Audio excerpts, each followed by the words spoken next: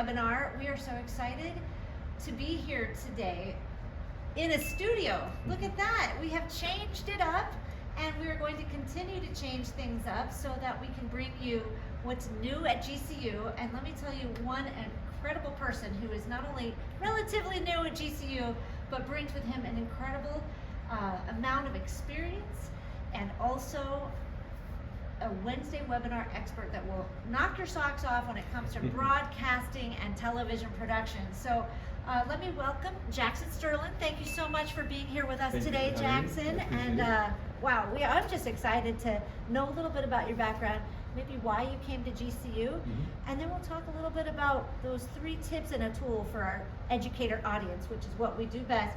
We talk to educators about what do you need to do today in K-12 education to step it up another notch, which is what we're trying to do here. Journalism.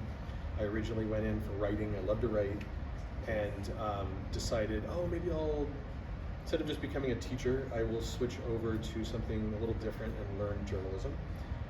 Although there are, of course, things that correspond between those professions. But within journalism, it was still very much writing focused. We had a great program. They had broadcast and production.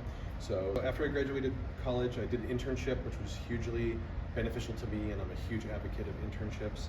I did an internship here in Phoenix at ABC 15 back in 1998. Went and finished my degree, came back, couldn't quite get into TV at that time, so I got a job in the internet industry. Learned all about internet service providers and networking and all that kind of fun stuff. Because TV is different today. There's YouTube, there's TikTok, and you also have ABC News. Yep, and so that very much served me well to understand how the kind of internet backbone worked. Eventually, I got hired as a part-time position at ABC 15, which was great. Started in a studio much like this, learning teleprompter, cameras, floor directing.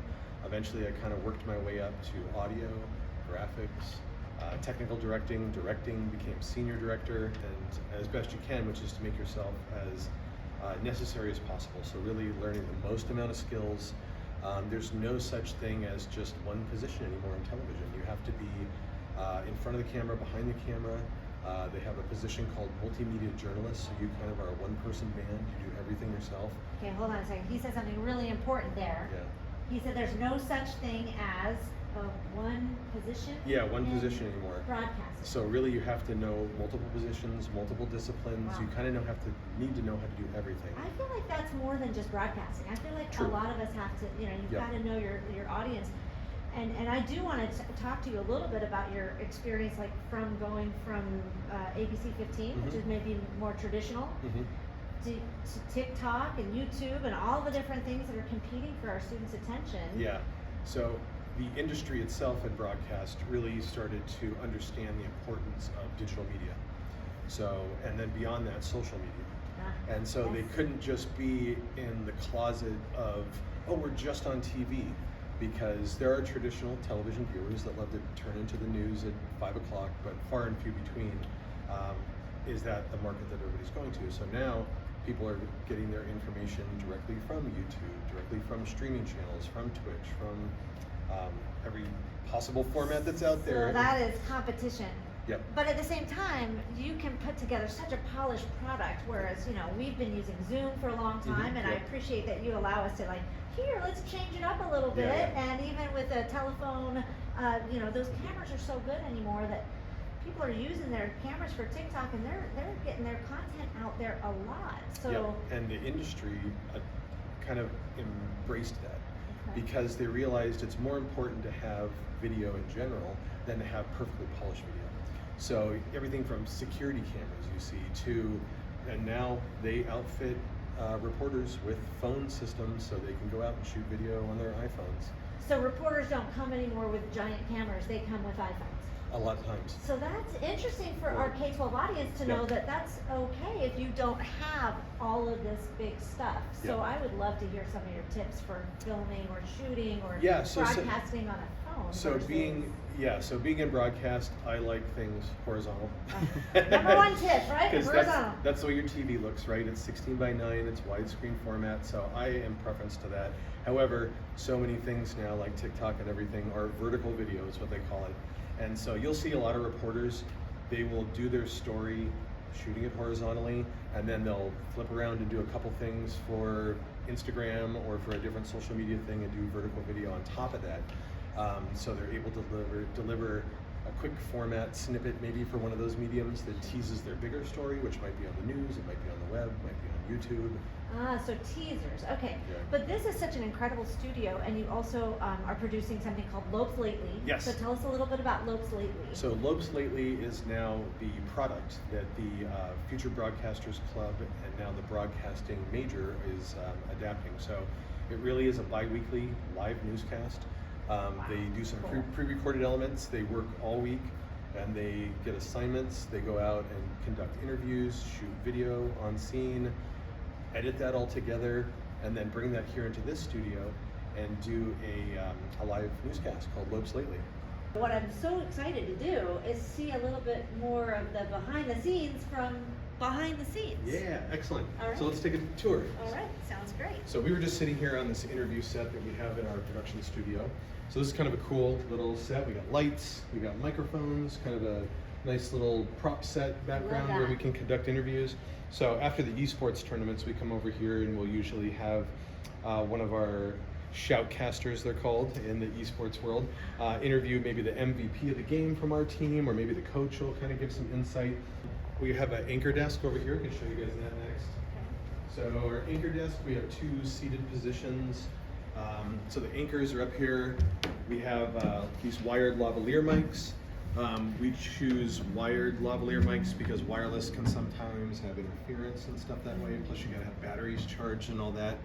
With the wired mics, you just clip them on and you're ready to go. And they're affordable for our K-12 audience. Yep, like, very I mean, I affordable. know I had them at the K-12 level, but. Yep, there's a couple extra little things that we have going into the audio board, but basically each one of these comes in on a source that they can control then, and we'll see that in a minute where the operators can boost their level if they're trailing off a little bit and make sure it's all even and sounding good. And then you can see we got all the lights here, we got several cameras. Our studio cameras can kind of flip around, so we can do a traditional 3-camera setup. Okay. And what I mean by that is kind of one on a 2-shot in both anchors, and then they each have their own single camera. Oh, so we cool. can kind of cut back and forth between those cameras. Let's go check out over here. We have our green screen, or in the industry we call it a chroma-key. Chroma for color. Okay. The color is green because it's not a natural color. And what the computer does is it takes this color out and then puts a background in behind us. We use that color and the computer knows, oh, that's the color I want to take out. Got it. They chose this horrible color back in the 60s, I think, when they decided no one will ever wear this color. And then the 70s came out and everybody's wearing this color. I'm It's kind of sure. funny. And I noticed it's also smooth. Like, Yep. is it so? Like in a K-12 world, we often have brick buildings, and so it's probably not a good idea to just paint green. Probably not. They have really affordable cloth setups now that you can get that have like these kind of frames.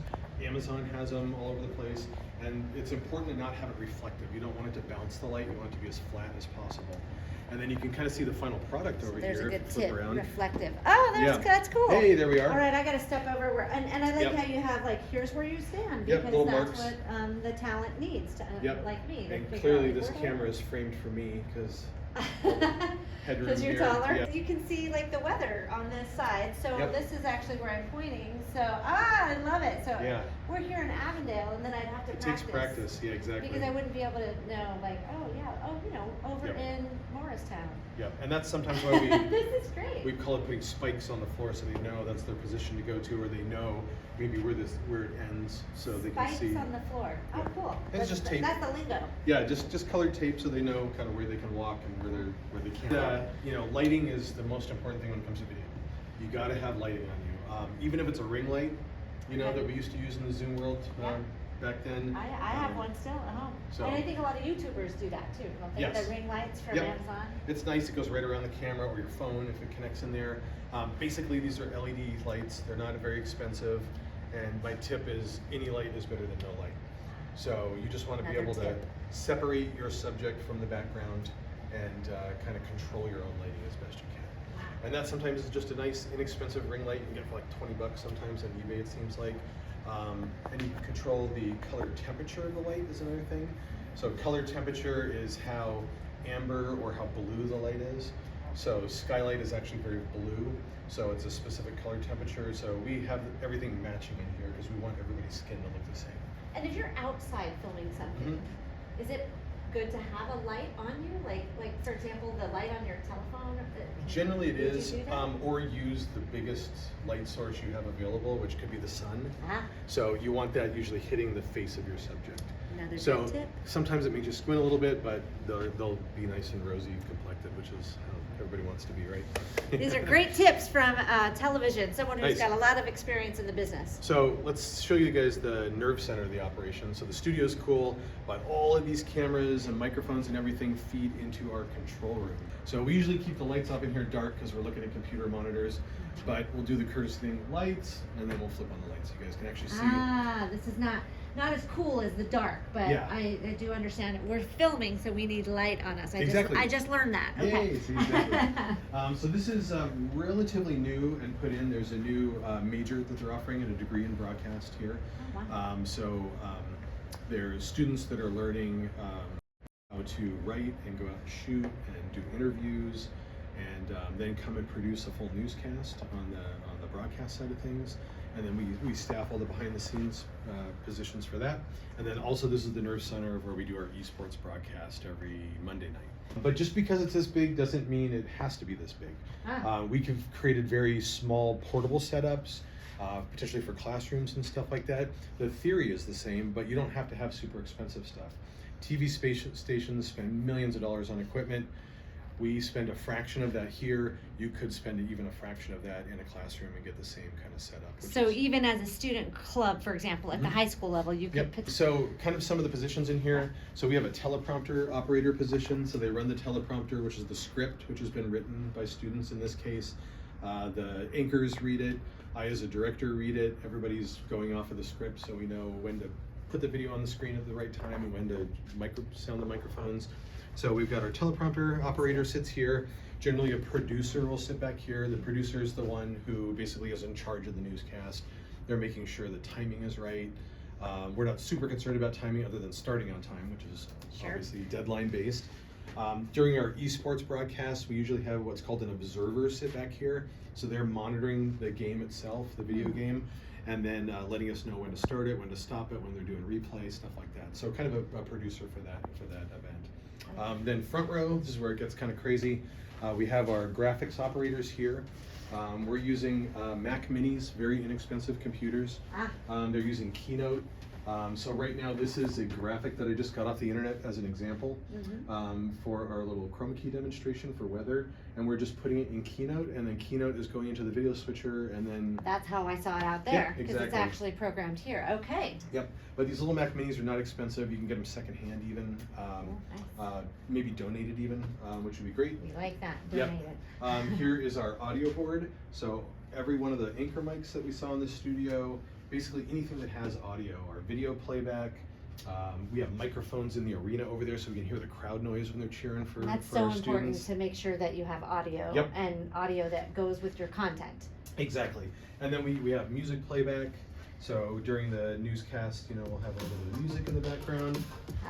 Music makes everything good. Yes. And here's another good tip. Audio is half of what you're doing when it comes to any type of entertainment, broadcast, anything that way. Half is video, half is audio. Everybody forgets about audio until it's gone, and then you're like, you're on mute. We have an operator sits here and they control all these faders, bringing them up and down, listening to the director. The director's saying, stand by the anchors, mic them up, and then boom, take them and we take them on. So audio, hugely important. We got speakers so everybody can hear what's going on there. Then over here we have the director/technical director. In a traditional old school newsroom, a director would be the one yelling all the commands and the technical director would be pushing the buttons. We combine those roles here, like most industry standard now, is the director is also pushing buttons. Coming back to what you said originally, which is you've got to be a jack of all trades in this business. You really have to know more than one skill because they're combining those skills and saying, can you do all of these things or can you do some of these things? And that's what we're teaching the students here as well. To know how to write, to know how to go shoot video, how to come in here, how to control the video live. It's all part of the same industry, and it really doesn't matter if it's entertainment, if it's sports, it could be music videos, it could be news. Most of the stuff applied is the same, and most of the technology is the same too, which is really neat. Well, and you had originally said that you have a background in journalism and writing. So Yes. I know our English teachers are going to love to hear Yes. this. But would you recommend that anyone who's in broadcast know how to write well? Absolutely. Everything that we do is storytelling. It doesn't matter if it's a weathercast, it doesn't matter if it's the entire newscast or individual segments within a newscast. It's all about storytelling. It's all about conveying information to your viewer or your reader or your watcher. So you have to know how to tell a story. Even a weathercast, they get a toss from an anchor, they have an intro, they talk about the meat of their subject, and then they toss back and have a conclusion. So it's all about delivery. It's all about back to the Shakespearean times or writing on cave walls, up to these crazy buttons that we push. It's all about telling a story to get that information out to people. So that thesis statement is actually very important. Yes. So students, make sure, teachers, make sure that you know that what you're doing in the English class in the communication realm helps in the fun esports broadcasting realm as well. Yep, absolutely. This And is so just we can show you a couple more things Yeah, here. sure. So this is our video board. Again, a lot of crazy lights and flashing and stuff like that. This is our rundown. So basically this is a spreadsheet. The script gets put in here. Every one of these lines is a different video source or item that we're going to go to. And this, they call it a newsroom information system in television stations. But really everybody's going off of this. So we know story 1 is the intro, story 2 is Santa Cruz construction, story 3 is an anchor intro. So it's like the outline, it's keeping you on track. Exactly. Okay, that's cool. And so everybody's on literally the same page as we go through this. And so as a director, I have a headset. I'm the one who's calling the shots, literally. I'm saying, stand That's by. where that comes from, calling the shots. Yep, okay. Exactly. So we're going to come out to camera 2 on a 2-shot. So I would be like, all right, stand by. We're coming out in 5, 4, 3, 2, 1. Mic the anchors up, cue them, and take 2. And I'll push the button. Camera 2 goes online. Okay. And then we get the next thing ready. So next thing we're going to do is a package in our X playout channel. So we got that ready. So I'd be like, stand by X and sound it. Audio operator brings up the fader. I hit it and it plays. And there he is. And then we bring the mics down on the anchor so they don't accidentally talk over it. Oh, right, I would do And that. so it really is, we have this program channel here, and that's what goes on air or on the stream, and then you basically ready the next thing. So you're always setting up the next thing. The next camera shot goes in, the next camera shot goes in, and you're basically hitting this cut button that takes it to air. And then everything else is just fancy controllers. We've got, we could go hit play on this on the computer, we could hit the space bar, but we also built this little macro that runs it. These things are inexpensive also. Stream Deck. These things are only a couple $100 and allow you to make macros, or what they're called. So it's a bunch of computer strokes all in one thing. You can build little icons so you know what button does what, basically. And you can get them like on Amazon or something like that. So teachers could actually create something, or a student club if they wanted to. Yeah, and the company Blackmagic that we use, this video switcher, they make a mini one. I think brand new, they're maybe $600. You can definitely get them secondhand for $100 or less even sometimes. But it basically is effectively the same thing. You have different sources and you're punching different video sources behind or in front of graphics or in conjunction with video. But those little ones are only a couple $100 maybe at most. A lot of Mac Minis we use for everything. A lot of them are hand-me-downs from different departments here at the university even. They don't have to be crazy expensive things like it used to be. It used to be millions of dollars that went into a facility like this. Now we can piece it together because it's mostly computers, and computers have come down in price. And your word processing computer can probably do video. Wow. It's pretty amazing. This has just been an incredible experience. I want to thank you so much for the behind the scenes tour of behind the scenes in esports and broadcasting. What I think is so neat is just looking at all the different camera setups that you have here, all the different creativity pieces that you can share with your students. Yep. And before I let you go, would it be okay to share information with our audience? For example, K-12 teachers that want to bring their students here and learn a little bit more about broadcasting, that sort of piece? Absolutely. We'd love to have you guys in. We'll give a tour anytime. It's kind of like this mythological thing until you actually, I can actually push the buttons. Have these guys come in and push the buttons. Not be afraid of it, learn to embrace that technology, and maybe everybody will have a career in it someday. So exciting. We're excited to bring some schools, a local high school soon to have some esports broadcasting experience. Yeah. And we just thank you so much, Jackson. Thank you so Thank much. you for Appreciate your it. expertise, Yeah, and my thank pleasure. you for bringing this to GCU, bringing your expertise to GCU. So if you want to come and be in Professor Sturlin's class, I highly recommend it. And we want to say thank you for watching, and we'll see you next time on a Wednesday webinar where we're going to look at even more sound production. So until next time.